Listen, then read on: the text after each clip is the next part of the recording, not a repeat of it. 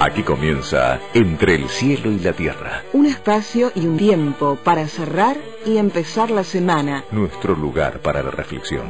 Entre el cielo y la tierra. Con la conducción del padre Guillermo Marcó y Max Gulmanelli.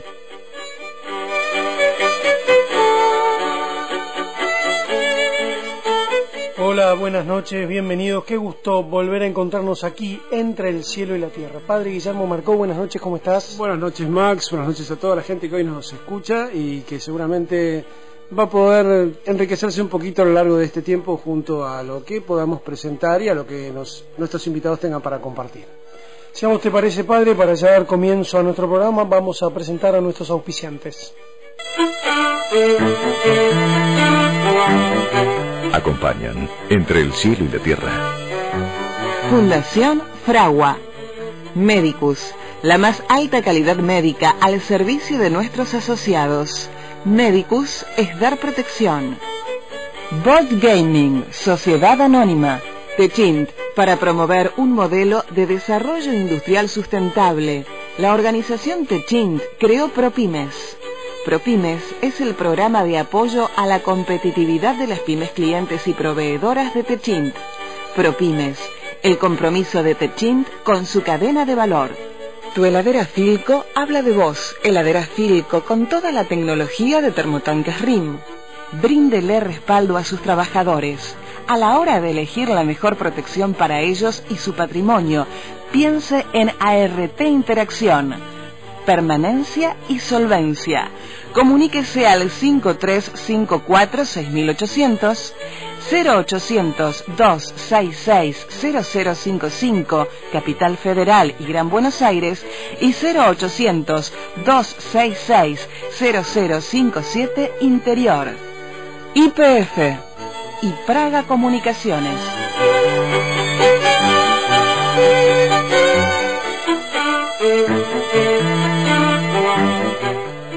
Muy bien, seguimos entre el cielo y la tierra. La verdad que la semana pasada para mí fue de mucho contraste, porque me encontré, si bien es cierto que no participé personalmente de los carnavales, que no me arrimé a ningún corso, ni me fui a Gualeguaychú, ni a Río de Janeiro, la verdad que era como muy chocante, ¿no? Cerrar el feriado de carnaval el martes y el miércoles de repente como la contracara del miércoles de ceniza, del inicio de la cuaresma, de cambiar de ritmo y pasar de la fiesta, ¿sí?, de la algarabía, a una cosa como mucho más penitencial. ¿Eso es casualidad o hay alguna pedagogía de la Iglesia detrás de todo esto? Bueno, mira, en realidad se remonta al tiempo inmemorial.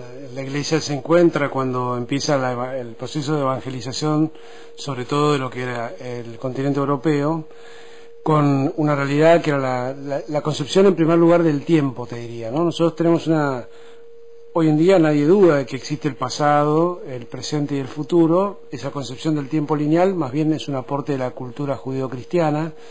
Para los pueblos paganos la temporalidad era cíclica, es decir, que el mundo era igual al cosmos, al orden, al ordenado, tenía un ciclo que se cerraba y empezaba otra vez el caos y después se volvía al cosmos. Entonces ese caos se celebraba con una fiesta que se llamaba la fiesta de los Saturnales, donde el mundo volvía a ser absolutamente caótico. ¿Qué significaba eso? Que había 3 o 4 días donde la gente vivía de juerga, se ponía máscaras en la cara para no tener identidad y se rompían todas las relaciones de todo tipo. O sea que la gente se perdía haciendo cualquier cosa en una especie de orgía colectiva con cualquiera, ¿no? Por lo tanto, digamos, se disfrazaba la señora, el señor, los hijos, todo el mundo perdía su identidad. Auténtico descontrol. Un descontrol y después se volvía al orden, al cosmos y otra vez a la vida de siempre, ¿no? Entonces, esta fiesta perseveró, digamos, en el calendario como la fiesta de los carnavales después. Y si uno se fija, en realidad el carnaval sigue teniendo esto de la máscara, de la identidad tapada, de un poco del desenfreno, el descontrol y demás. Y bueno, como ahora se recuperó el feriado, porque bueno, también se fue desdibujando esto, ¿no? Hay lugares como en Gualeguaychú que el carnaval dura desde que empieza enero, digamos, porque bueno, se ha vuelto una atracción turística, bueno, hay mucha gente que vive de eso también, pero en realidad yo me acuerdo cuando era chico, el carnaval eran esos 4 días, 3 o 4 días, que estaban antes del miércoles de ceniza. Y el miércoles de ceniza lo que pretende es recordarnos que en realidad todo eso es un poquito banal, que la vida no es solamente eso, sino que algún día vamos a retornar a la tierra de la que fuimos tomados, y por eso la ceniza es como aquello que nos recuerda lo efímero. La ceniza que se usa para las misas de ese día se compagina, se hace con las ramas de olivo del año anterior, ¿no? Entonces ese olivo con el que uno aclamó a Jesús como rey termina, digamos, deshecho, destruido, y nos recuerda con ese polvo, que es algo, el polvo es algo que se vuela, que ya no tiene más entidad, y bueno, que somos de la tierra y a la tierra vamos a volver, ¿no? Entonces me parece que es un recordatorio sano. En estos días, y para unirlo un poquito con la actualidad, digamos, estamos presenciando la tragedia tremenda de Japón, bueno, todos los líos que hay también en Medio Oriente y demás. Nos recuerda que la vida es efímera, ¿no? Que en realidad uno puede tener todo construido y las cosas pueden cambiar en menos de 1 minuto o 2, que a veces dura un terremoto, y bueno, de repente todo se vuelve caótico, distinto. La vida puede ser arrebatada fácilmente. Entonces, bueno, la pregunta es cómo querés vivir y cómo querés perseverar, que me parece que eso es un temita que por ahí vamos a abordar hoy, ¿no? Como desde nuestra historia de fe, no flaquear frente a las dificultades y colgar los botines. No flaquear, o sabiendo que vamos a flaquear, volver siempre a tratar de recuperar el rumbo, volver a empezar y apostar siempre a las mismas raíces, a los mismos valores. Yo creo que se trata un poco de eso, ¿no? Flaquear, flaqueamos todos, desviarnos del camino, nos desviamos todos. A veces la vida no es lineal, pero bueno, digamos, creo que mientras uno mantenga un norte, ¿no? Una cosa es estar yendo siempre para el mismo lado y bueno, parar un poco la ruta, hacer unos kilómetros para atrás, descansar un poco, tener algún desvío, y otra cosa es cambiar de dirección 360 grados y ya uno no va más para donde estaba yendo, sino que va para otro lugar que lleva a otra parte totalmente diferente, ¿no? Y me parece que la perseverancia, como bien señalabas vos, es esa virtud que nos permite continuar con el mismo rumbo, o sea, no alterar el rumbo, y sabiendo que, bueno, si nos equivocamos, si nos desviamos, siempre Dios es misericordioso y va a estar para darnos esa palmadita que necesitamos para darle para adelante, ¿no? Después vamos a volver con esto de la perseverancia y vamos a tener testimonios muy lindos y muy importantes en nuestro programa al respecto. Este tiempo que nos regala la Iglesia de Cuaresma, ¿sí? Concretamente, ¿para qué es? ¿Qué es lo que empezamos a vivir? ¿Qué es lo que estamos recorriendo? En realidad la Cuaresma nos recuerda un tiempo de entrenamiento, de preparación interior para vivir la Semana Mayor, que es la Semana Santa, y tiene su antecedente en 2 acontecimientos. El primero tiene que ver con los 40 años que el pueblo peregrinó en el desierto, cuando salió de Egipto y fue a la búsqueda de la tierra prometida. Es un número simbólico, ¿no? No necesariamente que hayan sido realmente 40 años. Como simbólico también es el número de los días que pasó Jesús en el desierto haciendo ayuno, que también fueron 40 días, el texto del Evangelio de hoy, y que justamente nos recuerda eso, ¿no? El desierto es como la ausencia de todo, pero por otro lado la vuelta a lo esencial, porque como no hay nada, o sea, en el desierto, digamos, no tenés ni siquiera puntos fijos, el paisaje cambia permanentemente, no tenés con qué distraerte. Entonces el desierto nos ayuda como a volver a lo importante, ¿no? Y en este que es lo importante, en el fondo Dios es el importante en la vida. Y a veces, ¿cuántas veces la vida nos distrae, nos hace olvidarnos de que Dios está ahí reclamando nuestra atención, ¿no? O sea, Él está hablando permanentemente, pero necesita que alguien lo escuche. No fuerza, no se impone. Dios, como dice ese texto tan lindo del libro del Apocalipsis, yo estoy a la puerta y llamo, si alguien me abre, entraré y cenaremos juntos, pero Dios no tira la puerta abajo, ¿no? Sino que más bien está siempre como a la búsqueda del hombre, esperando que el hombre le dé su corazón, su tiempo, su mente, o sea que tenemos 40 días para volver a lo esencial, esa sería la invitación. Creo que es eso, 40 días para poder otra vez volver a Dios. Si decidiera negar mi fe, no confiar nunca más en él. No tengo a dónde ir, no tengo a dónde ir. Si despreciar en mi corazón la santa gracia que me salvó, no tengo a dónde ir, no tengo a dónde ir. Convencido estoy que sin tu amor se acabarían mis fuerzas, y sin ti mi corazón sediento se muere, se seca. Cerca de ti yo quiero estar, de tu presencia no me quiero alejar. Cerca de ti, Jesús, yo quiero estar, de tu presencia no me quiero alejar. Si decidiera negar mi fe y no confiar nunca más en él, no tengo a dónde ir, no tengo a dónde ir. Si despreciar en mi corazón la santa gracia que me salvó, no tengo a dónde ir, no tengo a dónde ir. Convencido estoy que sin tu amor se acabarían mis fuerzas, y sin ti mi corazón sediento se muere, se seca. Cerca de ti yo quiero estar, de tu presencia no me quiero alejar. Cerca de ti, Jesús, yo quiero estar, de tu presencia no me quiero alejar. Convencido estoy que sin tu amor se acabarían mis fuerzas,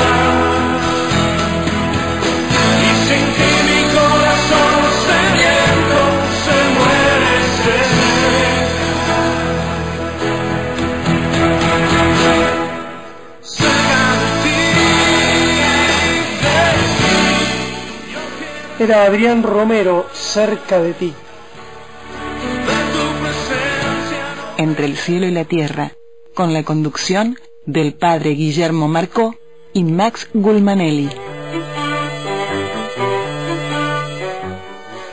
Y esta noche, Max, tenemos una invitada muy especial, a quien le agradecemos mucho que esté con nosotros. Es la doctora Hilda Molina. Hilda Molina es una gran médica, una de los pilares del sistema de salud en Cuba, que, bueno, quizás cobró notoriedad pública porque ella no conocía a sus nietos que estaban aquí en la Argentina y, bueno, Fidel Castro no la dejaba salir.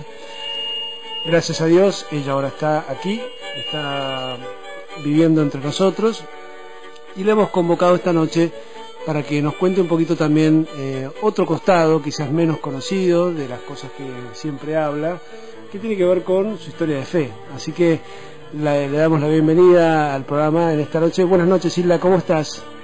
Buenas noches, bien, gracias. Ahí tenemos un pequeño problemita de audio, no sé si está saliendo al aire o es... Sí, perfecto. Sí. ¿Vos nos escuchás bien? Doctora, ¿usted tiene la radio prendida? No tengo la radio. No. Bueno, ¿nos escucha bien? Sí, lo que estoy sintiendo es una música, pero no soy yo, no es aquí. No, la música la bajamos ahora. Ah, Ahí bueno. estamos. Muy bien. Bueno, cuéntenos un poquito, yo tuve la suerte de estar con usted hace unos días y usted me contaba cómo fue un poco el desarrollo de su historia de fe, ¿no? De una formación católica al principio. Bueno, eso arranque nomás y después nosotros iremos conversando a partir de lo que usted vaya diciendo. Bueno, pues sí, yo procedo de una familia católica y como tal, bueno, mi madre siempre se preocupó de que mi educación, colegio católico, estudié en el colegio teresiano, que existía en varias provincias de Cuba. Allí desde el preescolar, como se llamaba en aquella época, hasta graduarme de bachiller, a lo jovencita. Y bueno, tenía un proyecto de vida muy definido en el año 1959, cuando Fidel Castro llega al poder en Cuba. Tenía 15 años y ya yo tenía mi plan, inclusive tenía una beca que me había ganado por el colegio donde había estudiado para estudiar medicina, una beca completa, podía ser en Cuba, en España o en Estados Unidos. Yo siempre digo que era la persona menos indicada para sumarme a aquel proceso que parecía ser una revolución, pero bueno, las revoluciones, aunque sean verdaderas, siempre son convulsas. Y yo era una jovencita de colegio de monja, como digo, pensaba que con una fe sólida. Y con este proyecto tan bonito, ¿no?, de constituir una familia, hacerme médico, que era la vocación que había tenido desde niña. Y bueno, precisamente la llegada de estos señores al poder pues cambiaron radicalmente mi vida. Torcí mi proyecto de vida porque a pesar del medio donde yo me desenvolvía, mi madre trataba de que yo no estuviera al tanto de la política. Siempre tuve muchas inquietudes. Me preocupaba la miseria, los bolsones de miseria que había en mi país, sobre todo en las áreas rurales, a pesar de que mi país era uno de los países latinoamericanos con mejores índices, podemos decir que más prósperos, más desarrollados. Pero yo no entendía porque tenía que haber niños pobres, toda una serie de cosas, ni tampoco los problemas que habíamos tenido con los políticos en Cuba. La corrupción, los malos manejos, algunos problemas sociales, la prostitución. Yo no tenía muy claro lo que era, pero eran cosas que a mí me inquietaban. Y este señor en sus discursos pues prometió que si nos sacrificábamos y dábamos todo nuestro esfuerzo íbamos a lograr una sociedad casi perfecta. Y al tiempo que iba robándonos el alma, la conciencia, yo diría que hasta el espíritu. Y nosotros, cuando digo nosotros me refiero a miles y miles de cubanos, nos dejábamos robar todo eso tan importante, inclusive nos dejábamos robar nuestra soberanía personal, hasta nuestros sentimientos. Él iba ya poniendo en práctica un plan que traía sin duda elaborado, que era hacer todo lo necesario para perpetuarse en el poder en Cuba. Y para eso, bueno, venderle su alma al peor postor. Y entre sus planes incluía, como es lógico, eliminar todo lo que hace sólida una sociedad, no destruir todo lo que es importante en una sociedad, como es la familia, la libertad, la fe. Inclusive desarrolló una estrategia perversa tratando de desterrar de Cuba a Dios, de desterrar a Dios de un país como es mi país, radigalmente cristiano y fundamentalmente católico. Y no logró porque, por ejemplo, quedaban las mujeres como mi madre que defendieron la fe, pero si usted compara la fe del pueblo de Cuba en aquel momento con la que existe en este momento, se da cuenta que los estragos que han logrado. Y en medio de las personas afectadas en ese sentido estuve yo. Yo me fui alejando de una manera imperceptible de mi fe, como si yo nunca hubiera sido católica. No, gracias a Dios no caí en el extremo que cayeron no pocos católicos en Cuba, de convertirse en personas que perseguían la religión donde habían nacido. Yo no caí en ese extremo, pero sí me alejé, dejé de ir a la iglesia. Y de pronto aquello que era parte fundamental de mi vida, pues ya pasó a ser como algo que no existía en mí. Y siempre cuento, y lo digo en mi libro hago énfasis en el segundo capítulo del libro, que se llama El Dios que me enseñaron, que yo iba sintiendo un vacío, una sensación tan extraña, una sequedad espiritual que me atesaba, y que yo no sabía qué cosa era.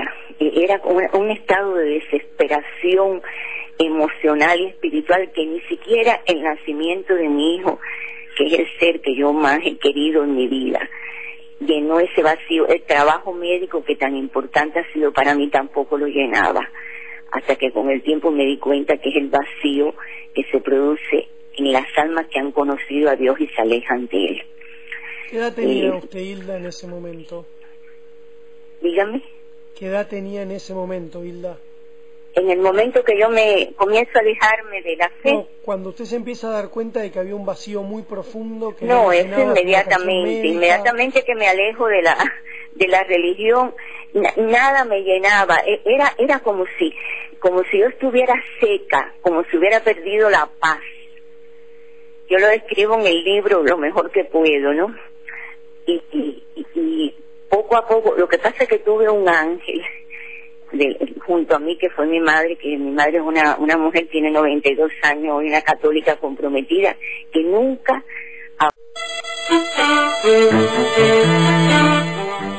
Entre el cielo y la tierra, un espacio y un tiempo para abrir y cerrar la semana. Seguimos conversando con la doctora Hilda Molina.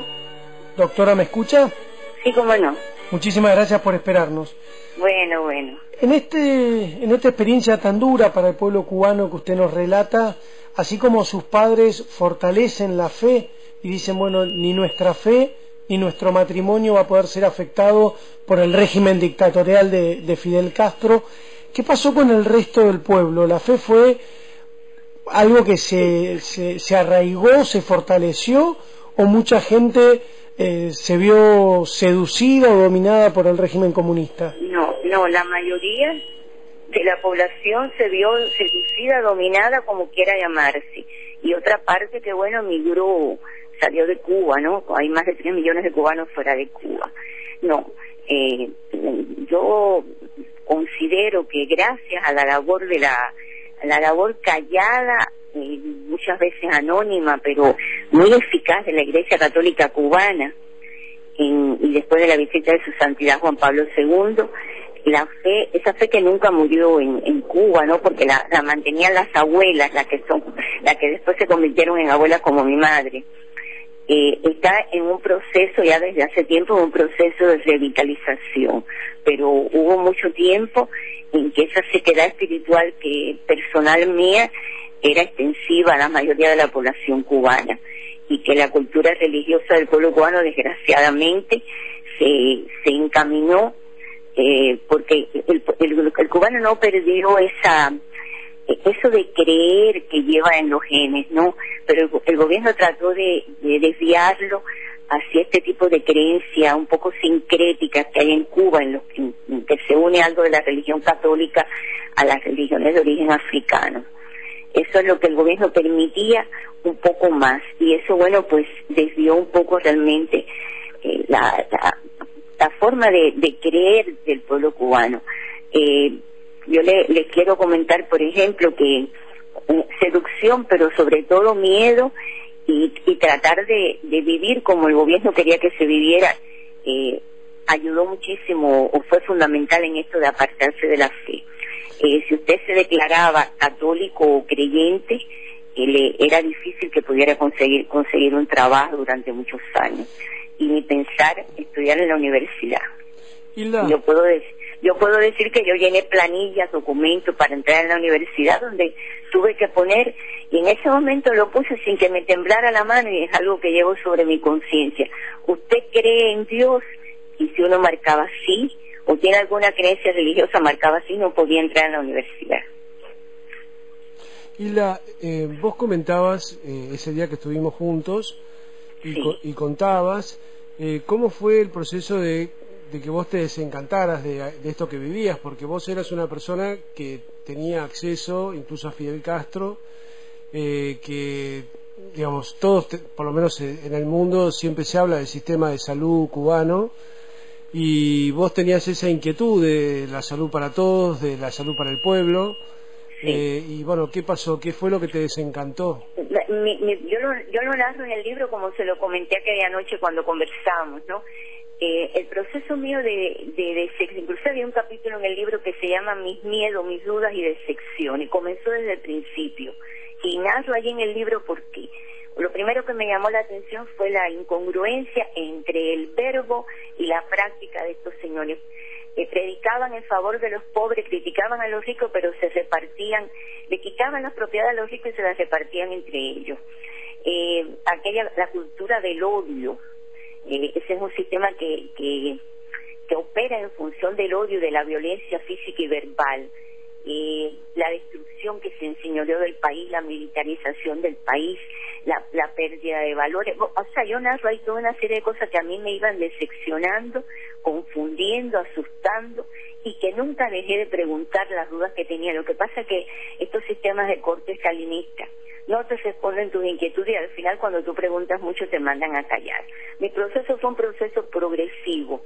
Ya cuando yo por fin comienzo a estudiar medicina 7 años después del momento en que debía hacerlo, iba muy decepcionada, pero bueno, la entrada en la universidad, en la escuela de medicina, que era mi sueño, pues revitalizó un poco mi ánimo, ¿no? Y en definitiva, ya sobre la marcha, porque fue largo el proceso, cuando yo me desencanto definitivamente, cuando cumplo la llamada misión médica, que la cumplí en Argelia como neurocirujana durante más de 2 años, donde vi que lo que el gobierno cubano tanto pregona como la función humanitaria, sí es humanitaria por parte de nosotros los médicos, pero muchas de estas misiones el gobierno cubano las cobra en divisa y las pagan de gobierno a gobierno. Yo que tuve que firmar un contrato, pues constaté que lo que yo pensaba que era una misión humanitaria, por mi trabajo solamente el gobierno cobró más de $250,000 de gobierno a gobierno. O sea, nos engañaban a los médicos. Además, o sea, nos convierten en mano de obra exportable, como una especie de dotaciones de esclavos, que le permite al gobierno cubano ganar muchas divisas y además ganar también réditos políticos, porque los gobiernos en cuestión que se benefician con estas misiones resuelven transitoriamente el problema de salud de sus respectivos países, y además como esto sucede, ellos contraen una deuda de gratitud eterna con el gobierno cubano que la pagan, por ejemplo, respaldándolo en los foros internacionales. Además, los pueblos, me daba cuenta también de que los pueblos que se benefician con el trabajo de los buenos médicos cubanos atribuyen eso que reciben a la bondad de Fidel Castro y de su régimen. No se dan cuenta que los que hacemos el sacrificio de apartarnos durante tanto tiempo de nuestra familia somos los médicos, ¿no? Todos esos beneficios los obtiene el gobierno, pero bueno, ya mi ruptura definitiva es un proceso largo que yo lo narro en el libro. Yo regreso de esta misión muy decepcionada, pero dispuesta a dedicarme a mi función médica. Y es entonces cuando, en contacto con los científicos importantes del mundo, trato de llevar a Cuba los adelantos, porque estaba muy atrasada en Cuba las ciencias neurológicas. Y fundo este centro, obviamente del gobierno cubano, pero con la ayuda de la comunidad científica, el Centro Internacional de Restauración Neurológica, que fue diseñado y creado por mí. Pero yo lo hago con la idea de que los pobres pacientes cubanos, afectados por enfermedades muy graves del sistema nervioso, recibieran todos los adelantos que había en el mundo. O sea, yo me sentía feliz en ese centro maravilloso, viendo que mis pobres compatriotas podían recibir todos esos beneficios médicos. Pero ¿qué sucedió? Que el gobierno cubano entendió que ese centro tan bueno en el que yo estaba dejando, o en el que dejé lo más importante de mi vida profesional, parece que era muy bueno para los pobres cubanos. Y entonces tomaron la decisión de que iba a ser un centro para uso exclusivo de los pacientes extranjeros que pagaban en divisa. Yo estuve más de un año discutiendo, desde mi indefensa posición de directora del centro, aunque sí, Fidel Castro visitaba el centro, aparentemente me tenía mucho respeto y mucho afecto. Estuve defendiendo el derecho de los enfermos cubanos, inclusive apelé en una de las visitas que me hace Fidel Castro al centro a él. Le digo, quieren convertir esto en un centro para extranjeros, y a mí me parece que esto es muy inmoral. Y él me da la razón, me dice que eso no va a suceder. Y hay un capítulo del libro que se llama La traición, la ruptura y la renuncia, porque yo me di cuenta rápidamente que Fidel Castro me estaba engañando y estaba traicionándome, no a mí, cuando empeña su palabra de que eso no va a suceder, que el centro va a seguir siendo para cubanos, no, me estaba traicionando a los enfermos cubanos. Y entonces se tomó la decisión ya de que el último nexo que me unía a ese sistema, que era la posibilidad de darle mis modestos servicios médicos a mis compatriotas, ellos no me lo iban a permitir, querían que trabajara para extranjeros para seguir ellos ganando divisa con mi trabajo. Entonces tomé la decisión de romper, no de escaparme, sino de romper dentro de Cuba. ¿Podrías decir el nombre de tu libro por si alguien lo quiere Mi verdad se llama. El libro lo publicó Planeta, lo escribí todo en Cuba desde mi renuncia en 1994, cuando llegué a Argentina lo tenía escrito.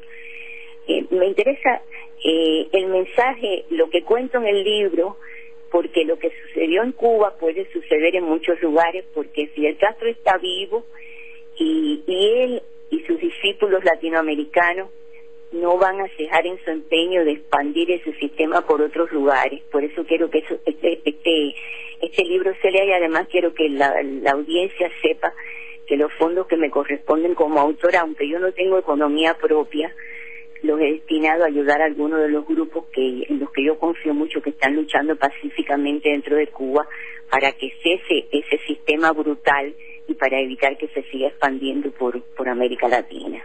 Gracias, Hilda, por haber compartido tu tiempo con nosotros. Esperemos tenerte de vuelta aquí en el programa. Bueno, gracias a ustedes. Fue la doctora Hilda Molina.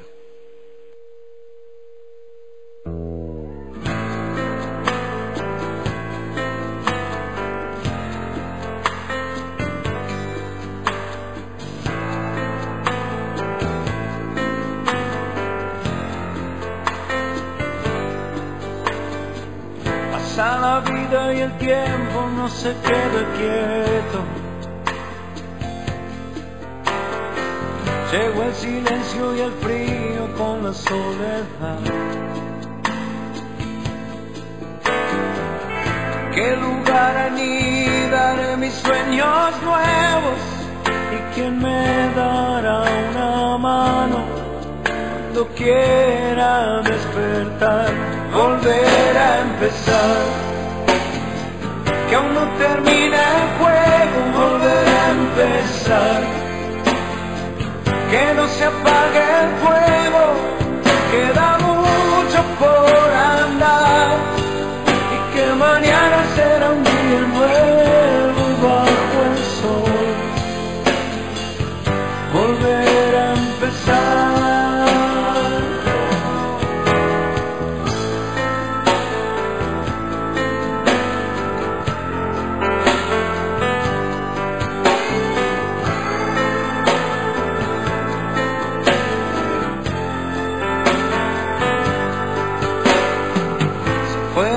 Aplausos y algunos recuerdos, y el eco de la gloria duerme en un placar.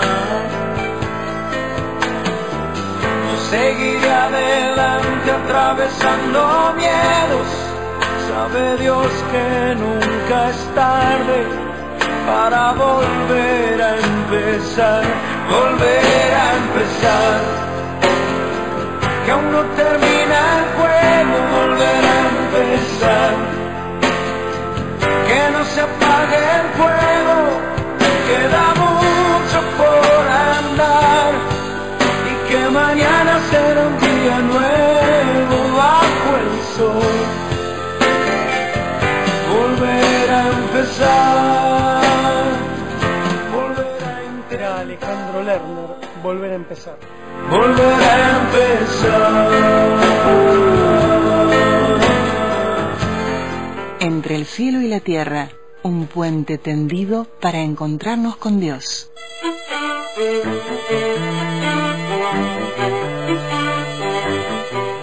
Muy bien, padre, seguimos entre el cielo y la tierra. La verdad que el testimonio de fe, la historia de fe de la doctora Hilda Molina ha sido muy fuerte y muy grato de poder escucharlo. Uno a veces tiene la sensación de que los jóvenes de hoy no tienen, ¿sí? Yo ya no me meto en esa categoría porque me voy acercando a los 40, no tienen esa garra, ese temple, esa capacidad de perseverar más allá de la adversidad que muchas veces se nos presenta en la vida. Como solemos hacer en nuestro programa, tenemos la presencia de dos jóvenes para que nos compartan su testimonio. Está con nosotros Alicia Camaño, joven politóloga, tucumana ella, porque cuando en sus cartas de presentación destaca con fortaleza su pertenencia a San Miguel de Tucumán, y nos acompaña también Matías Emanuel Ruiz, de 22 años, en cuarto año de Administración de Empresas en la Universidad de Buenos Aires. Bienvenidos a ambos. Gracias. Bueno, ¿qué les pareció lo que escucharon? Y sobre todo siendo jóvenes, ¿no? Cuando uno ve, a mí por lo menos me pasa, cuando estuve con ella, estas personas que uno dice, bueno, una mujer, ¿no? Una mujer que además es una gloria de la ciencia en su país. Hay que decirle que no a Fidel Castro, ¿no? Hay que decirle que no a costa de quedarte sumida en la mayor de las pobrezas, que te retiren la profesión, que no te dejen salir del país y a pesar de todo perseverar y no bajar los brazos, no dejar de luchar y no perder la fe, ¿no? Eso es lo que a mí me suscita como reflexión lo que escuchaba. Sí, yo pensaba que en el sinónimo de perseverar, o en significado, mejor dicho, que es estar en constancia haciendo algo para lograr un objetivo. Yo creo que si uno tiene un objetivo fijo y fuerte, es lo que nos hace, digamos, saltar esos obstáculos que nos presenta la vida y nos forma como persona de alguna forma y nos da las herramientas para en un futuro capaz sortear otros obstáculos mucho más altos, y siempre con la mirada en ese objetivo fuerte que tenemos, que puede ser muy diferente porque cada uno somos muy diferentes. Bueno, yo creo que la perseverancia, además, digamos, adentrando en la cuestión de la fe, va por el sentido que decía Alicia, pero también en el sentido de que es la espera, ¿no? O sea, construyo algo esperando algo, ¿no? O sea, es un camino de recorrido, eso sería perseverar para mí, y la constancia me parece que es lo más destacable en lo que tiene que ver a la perseverancia. Pero no nos pasa como generación, perdonen que sea abogado del diablo, ¿no? Pero digo, yo me acuerdo cuando tenía 6, 7 años, las hermanas de mi padre, que eran mis tías solteronas, nos regalaron a cada uno de los hermanos, creo que se llamaba libreta de ahorro. Entonces te enseñaban de muy chiquitito que había que hacer el esfuerzo y después venían los resultados. Y ahora resulta que es al revés, vos te comprás hoy algo y lo sacás a pagar en cómodas cuotas, y eso nos da una cultura de la inmediatez, como que lo que yo quiero tener o lo que quiero disfrutar lo tengo aquí y ahora, y después veo cómo lo pago, ¿sí? Y eso me da la sensación de que nos quita mucha garra, mucha capacidad de temple, de esfuerzo. ¿No nos pasa también con la fe eso, que se nos vuelve como una fe muy sensible, ayornada, sentimental? Sí, yo creo que, digamos, en el paradigma de la actual en el que vive la humanidad, el cristianismo particularmente y los valores humanos se ven muy en riesgo, y particularmente en la juventud, donde se brotan más, ¿no? Son más sensibles esos antivalores, digamos, y los jóvenes nos vemos en el dilema de decidir entre nuestros valores cristianos, particularmente católicos, y lo que nos propone el mundo, que en general suele ser contrario, ¿no? Entonces hay que decidir un poco esto, y se ve afectado por lo que vos decías, van a lo más sensible. Y hoy particularmente el Evangelio hablaba de la tentación, ¿no? De Jesús, y creo que todos vivimos tentados por lo que sucede en la actualidad en distintos temas y ámbitos, ¿no? Yo creo que lo que te referías, Max, a esto de lo que hablan los filósofos en la actualidad, de la era de la liquidez y del ser líquido en sí, es verdad, por ahí a algunos nos puede resultar una triste realidad, y para mí lo fundamental en esto de perseverar y de lograr llegar a a ese punto que en algún momento nos ponemos en la vida, nos pueda allanar el camino también intentar recobrar o volver a esos orígenes del ser humano, a valorar más lo que es el origen. Y me parece un ejemplo de la actualidad es el caso de Japón, algo tan drástico y tan terrible que nos está pasando en la humanidad entera, que nos está tocando y que nos muestra que de vuelta es el origen, o sea, la naturaleza misma la que nos está enseñando que de alguna manera, no sé, tener todas esas cosas que podemos sacar en cuotas, que podemos llamar cosas materiales, en definitiva no nos sirve de nada si es la misma naturaleza la que nos está pegando un cachetazo. Lo busco como un sinónimo de que muchas veces estar agarrada a esas cosas que consideramos fundamentales y que sacamos en cuotas no nos sirven de nada si no tenemos esos principios fundamentales del ser humano, que en muchos casos puede ser la célula única que es la familia y de donde empieza toda la sociedad. Yo creo que es sin duda un poco así. Rescato algo del pueblo japonés, que no solo es un pueblo, digamos, todo el Oriente sobre todo, son pueblos espirituales también, ¿no? Tienen una alta cultura, sobre todo cívica y social. A mí me impresionaron dos cosas de las imágenes que vi, por supuesto las que vieron todos, de la violencia de la naturaleza muchas veces, pero estaba sesionando la Cámara de Diputados, por ejemplo, y nadie se levantó, esperó que se levantara el presidente de la Cámara, sé que salió primero, y después se fueron levantando los demás en medio del terremoto. Una cosa increíble, ¿no? Lo que es la cultura. Y después un testimonio de un profesor universitario que salió, bueno, por supuesto, en medio del caos, todos sabían por dónde tenían que salir, salieron ordenadamente, no hubo gritos, no hubo ni histeria ni desesperación. Como él no hablaba el idioma, le iban diciendo qué es lo que tenía que hacer. Fueron todos a un refugio, en el refugio todos abrieron su mochila y empezaron a sacar botellitas de agua, las viandas y todo. Entonces, claro, el tipo no podía creer, es como si alguien les hubiese avisado que iba a haber terremoto. Y dice, no, hace años que hacemos esta rutina todos los días porque sabemos que alguna vez iba a venir el terremoto. O sea, lo que es la cultura de también perseverar en los buenos hábitos, de una cultura ciudadana que marca desde la educación, las costumbres y, bueno, la solidaridad con el prójimo, que obviamente permite que frente a una catástrofe, por ejemplo, las cosas no hayan sido peores, ¿no? Entonces,